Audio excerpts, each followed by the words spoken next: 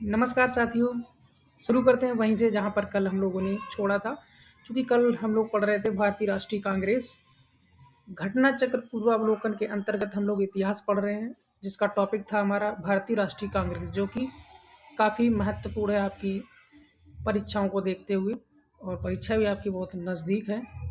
UP police और UPPSC RO ठीक है, उनको देखते हुए इस टॉपिक को उठाया था। कल महत्वपूर्ण 25 प्रश्नों के जवाब हम लोगों ने देखे थे। आज हम लोग क्या करेंगे, उसके आगे के प्रश्नों को इस वीडियो में पढ़ेंगे। ठीक है, तो चलिए स्टार्ट करते हैं। 26वां प्रश्न बिना देरी के। तो निम्नलिखित कथनों पर विचार कीजिए।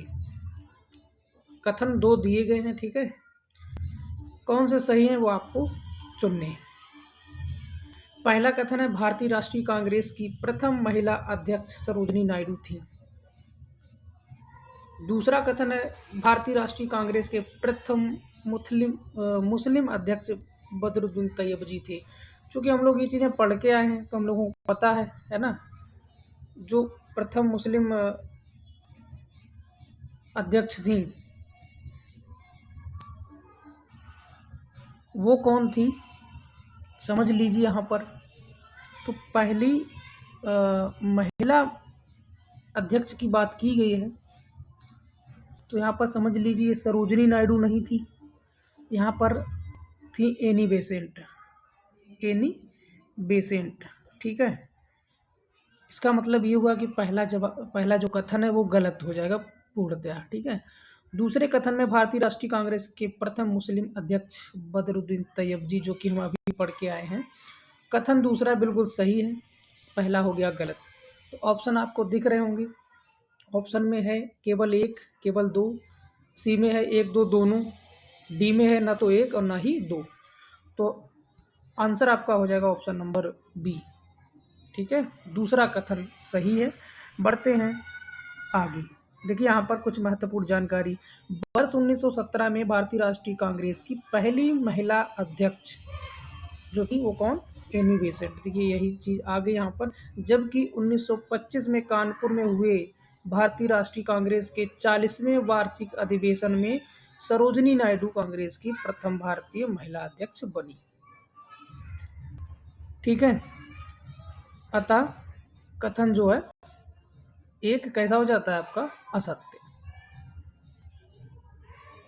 कंफ्यूज होने की जरूरत नहीं, यहाँ पर ये पूछा गया था कांग्रेस की पहली महिला अध्यक्ष। ठीक है, अब यहाँ पर देखिए क्या है। अब यहाँ पर सरोजिनी नायडू देखकर कंफ्यूज मत होना, ये भी थी लेकिन प्रथम भारतीय थी ये। ठीक है, यहाँ पर भारतीय शब्द का इस्तेमाल नहीं किया गया था प्रश्न में। ठीक है, इसलिए जो है एनी बेसेंट जो है आपका सही होगा। ठीक है, आपको एक बार दिखा दूं प्रश्न। देखिए प्रश्न में कहीं पर भी जो है भारतीय महिला का जिक्र नहीं किया गया है। सिर्फ यही पूछा है कि भारतीय राष्ट्रीय कांग्रेस की प्रथम महिला अध्यक्ष सरोजिनी नायडू थी। अगर यहाँ पर लिख दिया गया होता भारतीय, तब यहाँ पर हो जाती सरोजिनी नायडू। ठीक है, इस कंडीशन में पहला आपका कथन गलत हो जाएगा, दूसरा सही हो जाएगा। इसके बाद है भारतीय राष्ट्रीय कांग्रेस के सर्वप्रथम मुस्लिम अध्यक्ष होने का गौरव जो है बदरुद्दीन तैयब जी को है। ठीक है, ये बात है। अब बढ़ते हैं अगले प्रश्न की ओर। 27वां प्रश्न है आपका, भारतीय राष्ट्रीय कांग्रेस का प्रथम निर्वाचित यूरोपीय अध्यक्ष कौन था। तो यूरोपीय अध्यक्ष की अगर बात करें तो कौन से हो जाएंगे, तो ये आपके हो जाएंगे George Yule. Option number B आपका राइट आंसर होगा। यहाँ पर बताया गया कि भारतीय राष्ट्रीय कांग्रेस का प्रथम अधिवेशन निर्वाचित यूरोपीय अध्यक्ष जॉर्ज यूले था। इसने भारतीय राष्ट्रीय कांग्रेस के चतुर्थ अधिवेशन जो कि 1888 में हुआ था, है ना, की अध्यक्षता की थी। तो याद रखेंगे जो चौथा अधिवेशन हुआ था 1888 में, उसके अध्यक्ष थे जॉर्ज यूले। ठीक है, अब बढ़ते हैं अगले प्रश्न की ओर। देखिए इसमें कहा गया है निम्नलिखित में से कौन एक भारतीय राष्ट्रीय कांग्रेस से कभी संबद्ध जो है नहीं रहे। कौन थे, फिरोज मेहता, हकीम अजमल खान, खान अब्दुल गफ्फार खान या फिर सर सैयद अहमद खान। कौन थे ऐसे जो भारतीय राष्ट्रीय कांग्रेस से नहीं जुड़े हुए थे। तो यहाँ पर आपका आंसर जो हो जाएगा वो हो जाएगा सर सैयद अहमद। ठीक है, डी ऑप्शन आपका राइट होगा। अब बढ़ते हैं आगे, यहाँ पर इसके बारे में बताया गया है। अगला प्रश्न देखिए, निम्नलिखित में से जो है कौन भारतीय राष्ट्रीय कांग्रेस का अध्यक्ष कभी नहीं चुना जा सका। तो यहाँ पर क्या हो जाएगा आपका आंसर,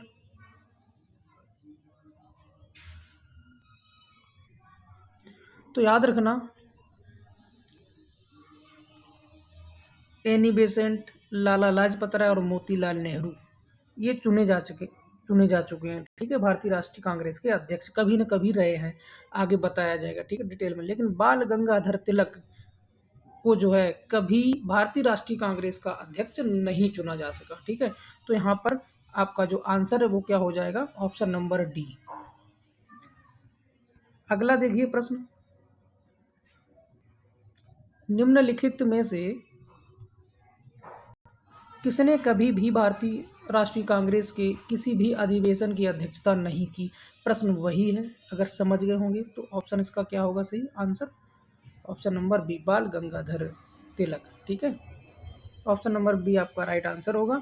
अब बढ़ते हैं आगे,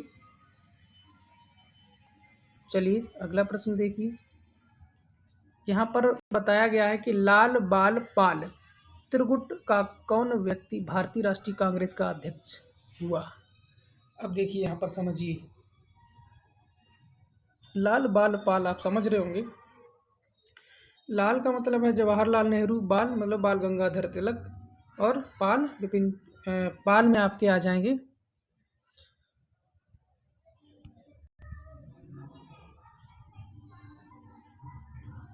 तो यहाँ पर कौन नहीं हुए थे इनमें से, तो ये हो जाएंगे option number A Lala Lajpat Rai जो है कांग्रेस के अध्यक्ष हुए हैं। ना तो आपके बाल गंगाधर तिलक हुए, ना ही बिपिन चंद्र पाल हुए। ठीक है, ऑप्शन ए आपका राइट आंसर होगा। अगला प्रश्न, निम्न में से कौन भारतीय कांग्रेस के अध्यक्ष रही। ठीक है, तो ऑप्शन ए है सुचेता कृपलानी, और बी है Aruna Asaf Ali, C Annie Besant, D Vijay Lakshmi Pandit. तो भारतीय पूछा गया।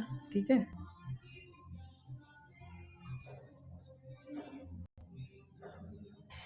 प्रश्न को फिर से पढ़िए एक बार, निम्न में से कौन भारतीय राष्ट्रीय कांग्रेस के अध्यक्ष रहे। ठीक है, भारतीय शब्द का इस्तेमाल नहीं, मतलब भारतीय राष्ट्रीय कांग्रेस की बात हो रही है यहाँ पर। ठीक है, तो ये थी एनी बेसेंट। ठीक है, जो कि अभी ऊपर हम पढ़ चुके हैं। ठीक है, वही चीज़ है यहाँ पर।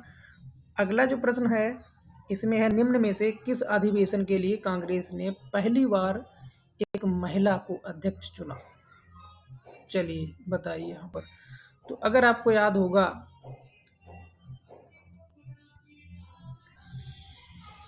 कलकत्ता अधिवेशन 1917 में जो हुआ था, तो इसमें जो है पहली बार महिला को अध्यक्ष चुना गया था।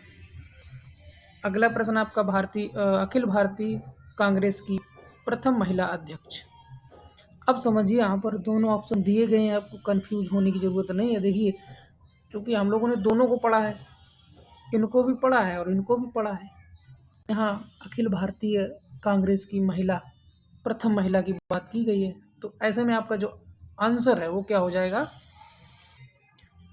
तो जो ऊपर हम लोगों ने चर्चा की थी वही चीज़ देखनी पड़ेगी यहाँ पर। ठीक है, भारतीय राष्ट्रीय कांग्रेस की हो रही है, लेकिन भारतीय महिला की बात नहीं हो रही है। अगर भारतीय महिला की बात होती तो हम लोग सरोजिनी नायडू को टिक करते। ठीक है, लेकिन नहीं, एनी बेसेंट। ठीक है, ऑप्शन नंबर सी आपका राइट आंसर होगा। निम्नलिखित में से कौन भारतीय राष्ट्रीय कांग्रेस की प्रथम महिला अध्यक्ष थी। भारतीय राष्ट्रीय कांग्रेस की प्रथम महिला अध्यक्ष की बात की गई है, तो हम लोग क्या करेंगे, देखिए प्रश्न ये पूछा भी गया है यूपी आर ओ में ना, तो ऑप्शन नंबर बी आपका राइट आंसर होगा। अगर यहाँ पर भी भारतीय शब्द का इस्तेमाल किया जाता, भारतीय महिला का, तो यहाँ पर भी सरोजिनी नायडू हो जाता, लेकिन नहीं, यहाँ पर प्रथम महिला अध्यक्ष पूछा गया है। ठीक है, तो क्या हो जाएगा आपका option number B Shrimati Annie Besant.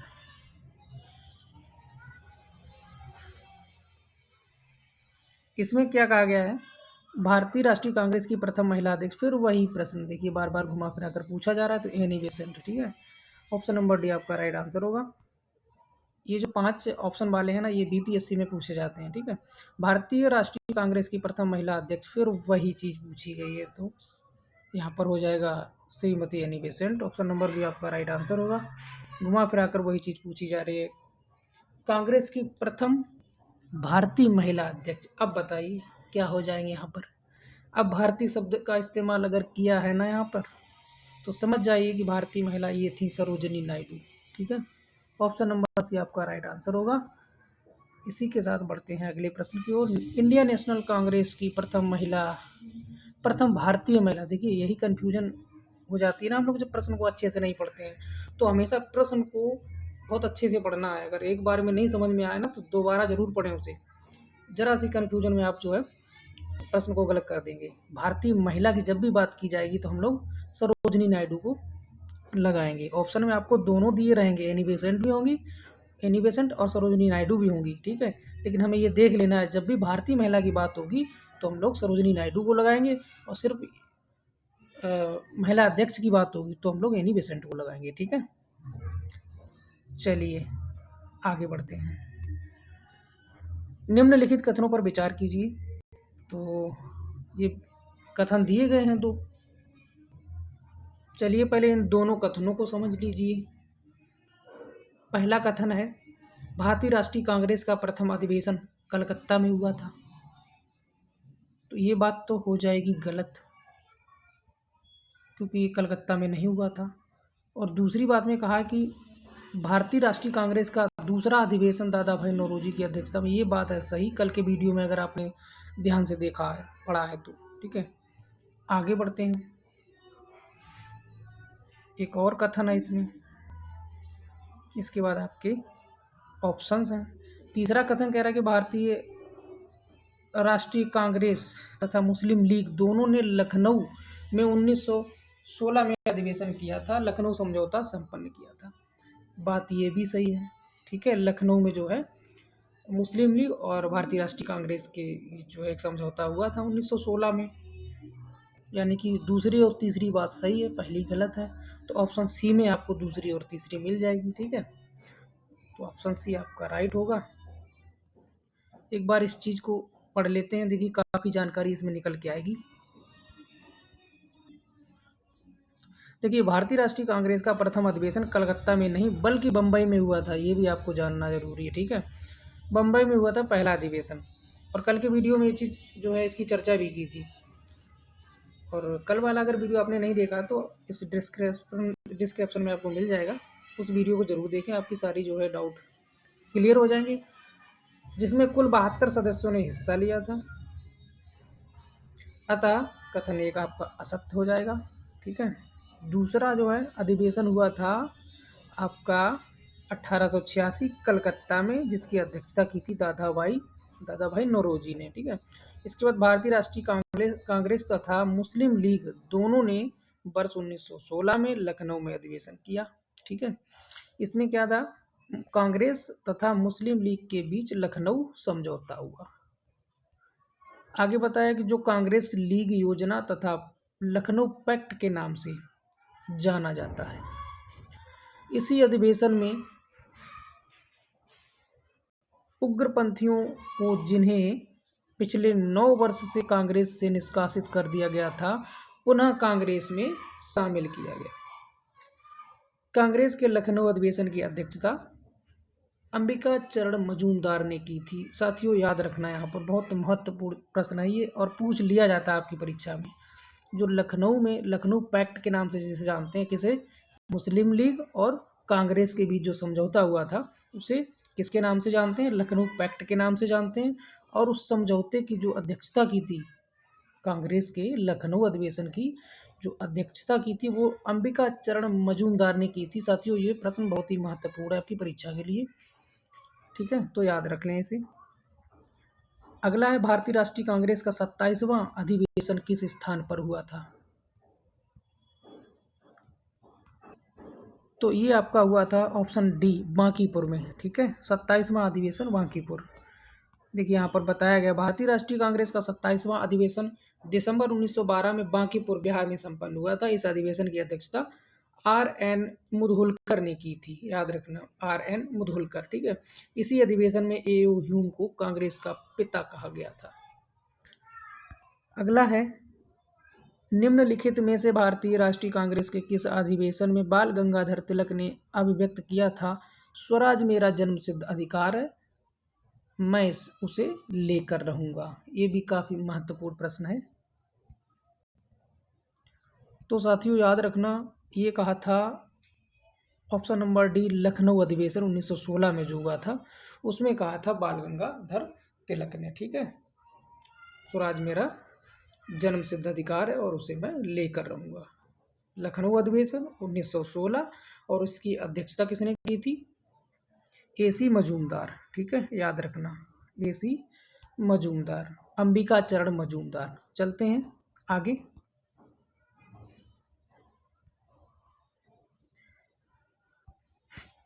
Swaraj मेरा जन्म सिद्ध अधिकार है और इसे मैं लेकर रहूंगा, किसने कहा था? तो अभी पढ़ के आए हैं ना अभी आप। ऑप्शन नंबर सी आपका राइट आंसर होगा, बाल गंगाधर तिलक। स्वराज मेरा जन्म सिद्ध अधिकार है और इसे मैं लेकर रहूंगा, है ना, बार बार वही प्रश्न। तो ऑप्शन नंबर सी आपका राइट आंसर होगा, स्वराज मेरा जन्म सिद्ध अधिकार। ये अलग अलग परीक्षाओं में पूछा गया, इसलिए इन्होंने सारी परीक्षाओं को उठाकर रख दिया कहाँ कहाँ पूछा गया। तो फिर ऑप्शन सी आपका राइट आंसर। रट गया होगा ना, अब नहीं भूलना है बिल्कुल भी। किसने कहा था स्वराज मेरा जन्म सिद्ध अधिकार? अब तो बिल्कुल भी मत भूलना है, बीजी तिलक, बाल गंगाधर तिलक। ये यूपीपीसीएस मेंस 2015 में पूछा गया। बढ़ते हैं अगले प्रश्न की ओर। चलिए, महत्वपूर्ण प्रश्न, भारतीय राष्ट्रीय कांग्रेस के बारे में निम्नलिखित कथनों पर विचार कीजिए। चलिए, काफ़ी प्रश्न इससे निकल के आएंगे, ध्यान रखना, ठीक है, अच्छे से पढ़ना है। पढ़िए। पहले कथन में है, सरोजिनी नायडू कांग्रेस की अध्यक्ष होने वाली प्रथम महिला थी। तो ये सही है गलत? तो ये हो जाएगा गलत। क्यों? क्योंकि कांग्रेस की जो पहली अध्यक्ष थी महिला, वो थी आपकी एनी बेसेंट, ठीक है, 1917 के अधिवेशन में। और दूसरा है सी आर दास, जिन्हें चित्तरंजन दास भी कहते हैं ना। सी आर दास ने जब कांग्रेस अध्यक्ष के रूप में कार्य किया तो वे जेल में थे। ये बात सही है, ठीक है। तीसरा है एलन ओ ह्यूम प्रथम ब्रिटिश नागरिक थे जो कांग्रेस के अध्यक्ष बने। बात गलत है। क्यों? क्योंकि जो ए ओ ह्यूम थे वो कांग्रेस के अध्यक्ष कभी नहीं रहे। ये जो है इसके संस्थापक थे, ठीक है, इंडियन नेशनल कांग्रेस के संस्थापक थे, इसके अध्यक्ष कभी नहीं रहे। ये भी गलत हो जाएगा। चौथा है आपका अल्फ्रेड वेब। अल्फ्रेड वेब 1894 में कांग्रेस के अध्यक्ष थे। बात ये भी सही है, ठीक है, ये भी आपकी सही बात है। यानी कि दूसरी और चौथी बात हो जाएगी सही, और दूसरी चौथी मिलती है आपकी ऑप्शन नंबर बी में। तो ऑप्शन नंबर बी यहाँ पर आपका राइट आंसर होगा। आगे बढ़ते हैं।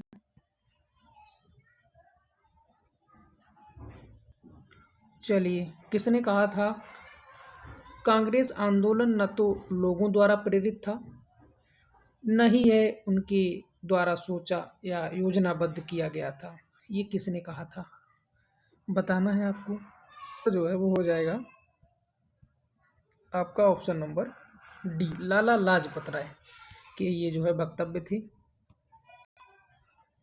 लाला लाजपत राय ने अपने एक लेख में लिखा है कि कांग्रेस आंदोलन न तो लोगों द्वारा प्रेरित था, न ही यह उनके द्वारा सोचा या योजनाबद्ध किया गया था।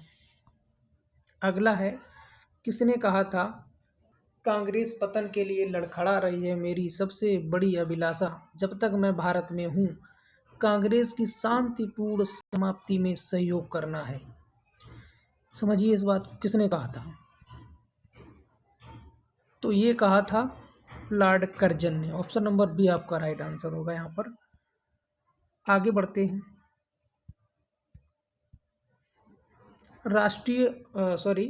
अध्यक्षीय संबोधन के समय जिस कांग्रेस अध्यक्ष ने हिंदी भाषा के लिए रोमन लिपि लागू करने की वकालत की थी, वे थे, कौन थे वो? तो वो आपके हो जाएंगे Subhash Chandra Bose. Option number D आपका इसका हो जाएगा राइट आंसर। देखिए, अपने अध्यक्षीय संबोधन के समय सुभाष चंद्र बोस ने हिंदी भाषा के लिए रोमन लिपि लागू करने की वकालत की थी। सुभाष चंद्र बोस ने कांग्रेस के हरिपुरा अधिवेशन जो कि 1938 में हुआ था की अध्यक्षता की। साथियों याद रखना, ये आपका यहाँ पर एक महत्वपूर्ण प्रश्न बन गया। सुभाष चंद्र बोस ने जो है का जो हरिपुरा अधिवेशन हुआ था वो कब हुआ था, तो 1938 में हुआ था। या फिर ऐसे भी पूछा जा सकता है कि हरिपुरा अधिवेशन 1938 में हुआ था, उसके अध्यक्ष कौन थे, तो सुभाष चंद्र बोस थे। काफी महत्वपूर्ण प्रश्न यहाँ पर आपको मिला है।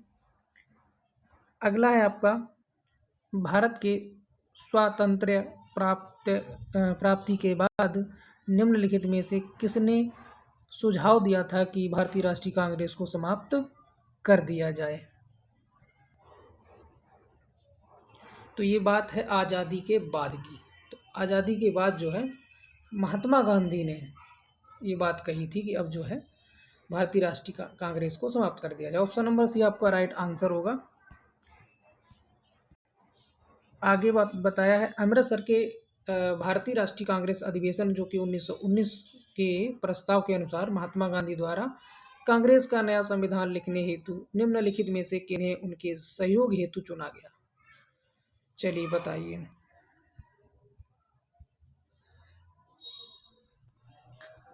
तो यहाँ पर जो है बाल गंगाधर तिलक ये भी नहीं थे आपके, CR दास भी नहीं, और यहाँ पर जो NC केलकर हैं ये भी थे, और IV सेन, ये 2 लोग जो है इनके सहयोग में शामिल थे। यानी कि 2-4 आपका ऑप्शन ए में मिल रहा है, तो ऑप्शन नंबर ए आपका राइट आंसर होगा। अब बढ़ते हैं आगे, कुछ प्रश्न और हैं, थोड़ा सा धैर्य बनाकर रखें। आज इस टॉपिक को कोशिश करूँगा ज़्यादा। इसमें एक काम करते हैं, इस प्रश्न को लेते हैं लास्ट प्रश्न के रूप में, ठीक है। कांग्रेस के एक अधिवेशन में एक गवर्नर जनरल ने भाग लिया था। उक्त गवर्नर जनरल तथा अधिवेशन स्थल निम्नलिखित में से कौन सा था, अब वो आपको बताना है। तो देखिए, पहले ऑप्शन में दिया है लॉर्ड इरविन कराची, गलत हो जाएगा आपका। और लॉर्ड डफरिन मुंबई, ये भी गलत हो जाएगा। लॉर्ड हार्डिंग, ये भी आपका गलत हो जाएगा। ऑप्शन आपका बी सही होगा, लॉर्ड विलिंगटन बम्बई। और कब हुआ था, 1915 में बम्बई, ठीक है, स्थान याद रखेंगे। तो आज की वीडियो में बस इतना ही लेते हैं, ठीक है। अगले वीडियो में वेट करिए, देखिए कुछ नया लेकर आपके लिए ज़रूर हाजिर होंगे अगले वीडियो में। तब तक के लिए नमस्कार, जय हिंद, जय भारत।